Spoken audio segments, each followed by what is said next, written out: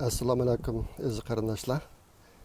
Bugun 7-oyning 17-kuni chorshanba. Sizlarga ozroqcha uchurlar yetkazib qo'yay deb o'yladim. O'tgan haftada bir haftaning ichida vatan haqida ancha yangi uchurlar kam edi. Lekin unutib qolgan uchur bor ekan. Shularni bir deb qo'yay dedim. Ondan keyin ozroqcha yaxshi xabarlarmi bor. Chet elda bo'layotgan ishlar haqida shularni bir yetkazib qo'yay. O'tgan unutib qolgan masala nima desanglar, men bir necha qatim tilga oldim. Shu janubda burun uyg'urlar to'plashib yashagan yezi mahallalardagi uylarning hammani chiqib uyg'urlarni bir yerga yo'tkayotganligini aytgan. Uniki bir qismini shimolga yo'tkayotdi ekan. Ularning soni ancha ko'p emas. Yana bir qismlarini bino uylarga ko'chirib, ularning yerini hammani tortib olib, bino uylarga ko'chirib, ularni qutqizish puli bilan xashlaydigan qilib qo'yganligini aytgan burun. Yana bir uchur menga yaqinda kelgan. Bu shu Xitoy hukumatida ishlaydigan amaldorlarniki jazmlash degan uchuri. Uyg'urlarniki bir qismini taklimakan qumliqiga akitayotganligini anladim. Mashinada 7-8 soatlik yo'l ekan bu. Men burun buni dedim, bular nega ketyapti? Shuni bir aniqlasak bo'ldi deb. Hozir shu taklimakanni akitibdi. Mashinada o'tirib 7-8 soatlik yo'l ekan. Konkretni o'rni nerda uqilolmaydi. Agar imkoniyati bor qarindoshlar bo'lib qolsa, mush yoqda biroz izinib boqsanglar. Shu uyg'urlar nega ketyapti degan ishni. Endi bir qisminiki ishkirlarga yo'tkilayotganligini bilamiz. Bir qisminiki Gansuga yo'tkilayotganligini. Xitoy hukumatiniki bir qism kishilarni Gansuga yo'tkab, o'shada 50dan nayt chat yerlarga olib borib o'ltirayotganligi haqida o'tgan uchurni anglagan, uni sizlarga yetkazdim. Ma'lum bo'lsa shu taklimakanniki bir yerga akitib bordi deydi. Shunga ashni bo'lsa aniqlab chiqsak.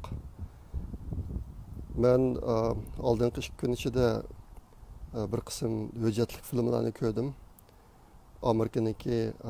Amerika ovozi programmasiniki Xitoy tili programmasi ishlagan hujjatli filmlar. Uniki tor adresini men shu suhbatning ostiga qo'yib qo'yman. İmkaniyati bor qarindoshlar ko'rib olsanglar bo'ladi. Uningda ayni vaqtda 1959-yili Xitoy hukumati qanday qilib Tibetni qo'lga tushirganlik jarayoni nihoyatda tafsiliy bayon qilinibdi.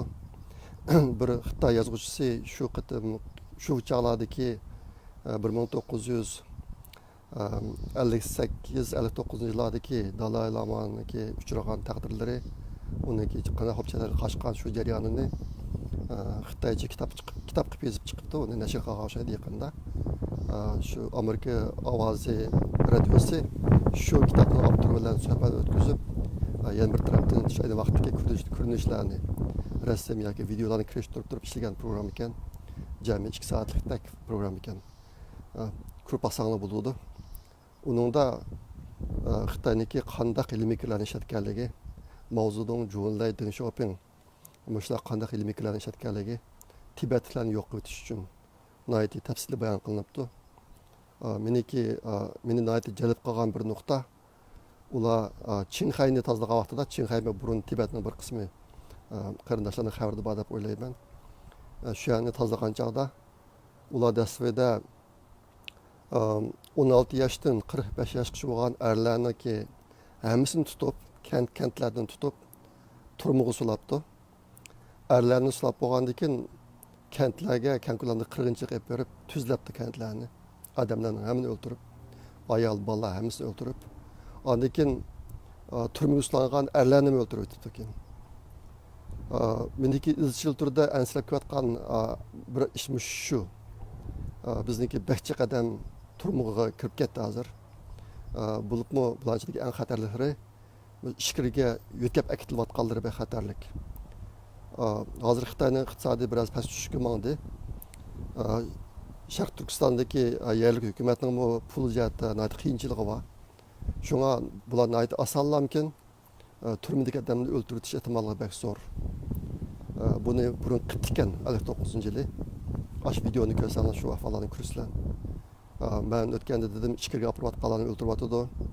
Gansiga olib borayotganlarni o'ldiryotdi. Ondan keyin shu yetimlar markaziga sulangan bolalarni yaqinda o'tgan yilning oxirida bir qatim cho'ng ko'lamdagi qirg'inchilik olib berib o'ldiryapti degan ahvollarni degan bo'lsa, meniki boshqalarni egalliga uchurlarim. Hozir bir ehtimollik bak cho'ng kishini bak ansirtdi. Men shu videoni ko'rgandan keyin shu bir qism farazlarimniki yine biraz to'g'ri ekanligini his qildim. Bular yaxshi xabar emas. Ashta xosimi biz uni eng yaxshisi texnik udan inlab bakmamız yaxshi. Keng ishlarimiz uchun cho'ng foydasi bor. Yaqinda Xi Jinpingniki turmuqqa ulangan jinoyatchilar ichida 9 odamlarni qo'yib berganlar haqidagi xabar tarqaldi. Buni Xitoycha tarqatmalardan ko'p tarqatdi buni. Ba'zi Uyg'ur qarindoshlar bunun içinde Uygurlarning bor ekan, ularni qo'yib ekan degan gapni mutaqatdi azroqcha. Unda ish yo'q. Unda ish yo'q. Shunga bu to'qsiq odamlar bilan Uygurlarning hech qanday munosabati yo'q. Agar biroz munosabat bor deyilsa, Xitoy azaldan agar turmalar bak tushib ketsa, ularning ichidagi jinoyati yenik kishilarni qo'yib etib, jinoyati og'ir odamlarni ushlaydiganga o'rin hozirlaydigan an'anasi bor bularniki.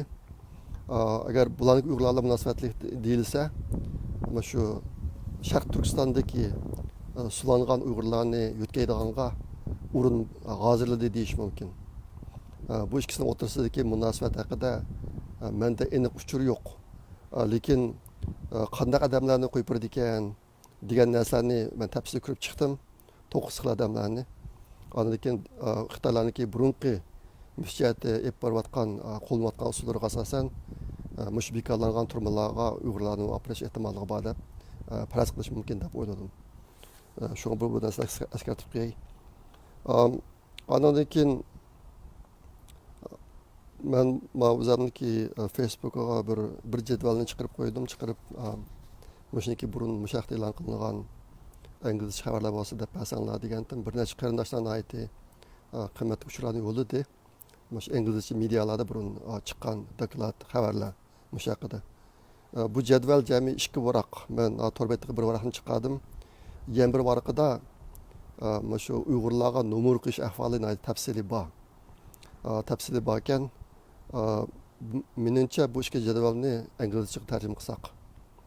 Uniki katakcha shakli aynan bo'lsa Xitoychaga, o'sha har bir katakchadagi Xitoycha so'zni Uyg'ur nima, inglizchaga tarjima qilib ashni medialarga bergan bo'lsak, bir 85 yoshlik odamga nomer qo'ygan misoli bor mendagi yana bir jadvalda. Hozir masalan yetishmay qoldim, buni o'zim qo'llaydim. Buni inglizcha biladigan odamlar bilan Microsoft Excel'ni biladigan odam, ikki iqtidori bor odam qo'llaydi butunlay. O jadval bu A4 shaklida bunda tik varaq shaklida, 2 varaq jadval bunday shaklda. Lekin buni yanto 4 varaq qilsak bo'ladi, xatni cho'nga chiqarish uchun. Xitoycha xat kichik bo'lg'ashqa inglizcha xatni jadvalga patto'g'li bo'lmasligi mumkin. Şu dastlabki 2 jadvalni biz 4 varaq qilsak, 2 varaq jadvalni 4 varaq qilib inglizcha tarjima qilib chiqsak. Menga mushada yordam lozim. Yordam qo'laydigan inlar bo'lsa, men bilan aloqalashsanglar. Mush bir ishni qilib medialarga taqdim bo'lsak. Bu Xitoyniki hozir insoniyat ustidan yurgizayotgan jinoyatiga kuchli bir isbot bo'lgan bir narsa. Burunqi matbuotlarda uniki ba'zi katashlarini tarjima qilibdi, lekin to'liq emas. Ashta boshqa biz to'liq qilgan bo'lsak. Endi xo'sh xabarga yotadigan bir narsani deb qo'yay. Unimi desanglar, chet eldagi ziyoli qarindoshlar burun vatanda mavjud bo'lib turgan cho'ng torbetlaridan hozir 7 torbetni qutuldirib oldi. Qutuldirib oldi deganim torbetlarniki uchurlarining hammasini tushirib saqlab qo'yib, andan keyin uni saqlab qo'ygandan boshqa yana bir torbetiga qo'yib qo'ydi. Bu asli keltirilgan torbeti Shabnam munbiri, Salqin munbiri, Diyarım munbiri, Orxun munbiri. Orxun munbirini bilsizlar, onda intayın köp tarixiy materiallar bor. Onu Tursunjon Azim inimiz qilgan. İnimizni to'la akirib ketib, keyin 5-iyuldan keyin akirib ketgandi. Undan keyingi ahvolini bilmadim. 7 yillik kesayotgan. Keyin chiqib ekan degan keyin akirib ketibdi. Hozir ahvolini bilmayman. Bir kasaljon ayoli 3 bolasi bor. Bu bechora inimiz vayron bo'lib ketdi. Aqsu birinchi o'tiriniki tarix fanlari o'qituvchisi burun. Ondan keyin Ubuntu tori deydi. Misranim tori, Oltin Tarım tori.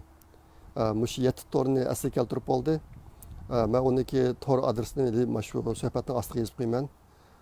Uyg'ur bir siziq archive.com degan tor beti. Buni hozir ichib shunchalik mazmunni ko'ra olasizlar. Shunga bu bir yaxshi ish. Hozir mushsada ish qilayotgan qarindoshlar xil ko'p bor. Men xil jihatlarini bilaman bularniki. Bu yerda ikki muhim masala bor. Birinchi cho'ng masala muhim ish shu torbatlardagi uchurlarni saqlab olish. Bunga bir bo'shliq qilib shay salab qo'yish to'g'ri keladi. Agar men o'qimaydigan mushsada ish qilayotgan qarindoshlar bo'lib qolsa, menga o'zinglarni ma'lum qilib qo'ysanglar, men bu tirishchanlikni birlikka keltirsak biz o'xshash ishni takrorlamay, bu soatda qiladigan ishlar bek ko'p. Agar bo'shliq oldigan ishlarda iqtisodiy qiyinchiliklar bo'lib qolsa, men yordam qilay. Men yaqinda yig'ilgan iyani pullarni yordam qilsam bo'ladi. Buni hozir shart va shartni shu shaxslarni o'ziga deyman. Qolgan ishlarni shularni qilsak. Shunga bu nayti muhim bir ish. Andan keyin tunugun bir qancha yaxshi ishlar bo'ldi. Amerikada bir isbot berish xarakterlik bir yig'in bo'ldi. U yerda Do'qnay sayinimiz, andan keyin Javara singlimiz Ilhom To'xtaniki qizi ular yerda so'z qildi. Lekin Avstraliyada bir necha qarindoshimiz isbotga chiqib, Avstraliyada naydi bir cho'ng to'lqin qo'zg'adi. Uyg'urlarga qiziqish to'lqini. Bu to'lqinningki oxirida keladigan bir qism yaxshi ishlarmi bor. Bu ishlarni men keyin kelgandan keyin sizlarga deyman. Herhalde bu odamni xil xo'shal qiladigan ishlar bo'lyotdi.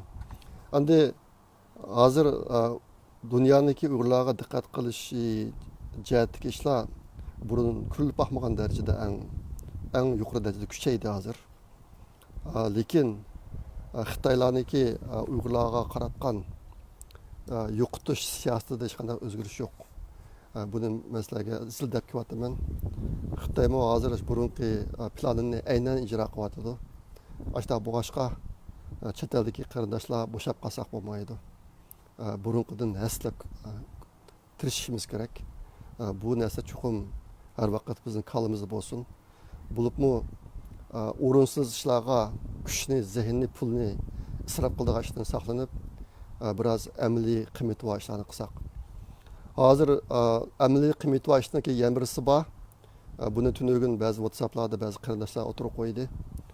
Hozir shu Sharq Turkistondagi Uyg'urlarning hozirgidek bostirilishiga to'p qo'shgan shirkatlar bor G'arbda. Amerika, Yevropa shtatlarida. Mushu shirkatlarniki shu tizimligini aniqlab chiqsak. Bu birisi. Ikkinchisi hozir sulangan Uyg'urlarniki ko'pinchisi haqsiz emgakchilar qatorida ishga solinyapti.